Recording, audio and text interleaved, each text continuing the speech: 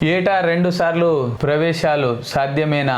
America తరహాలో భారత్లోనూ అమలుకు UGC కీలక నిర్ణయం. జూలై, ఆగస్టులో తొలి సెషన్, జనవరి, ఫిబ్రవరిలో మలి సెషన్. సన్నద్ధత కోరుతూ వర్సిటీలు, ఉన్నత విద్యాసంస్థలకు యూజీసీ లేఖ. బోధన సిబ్బంది కొరత ఉన్న వర్సిటీలో అమలు ఎలా? అధికార వర్గాల తర్జన భర్జన.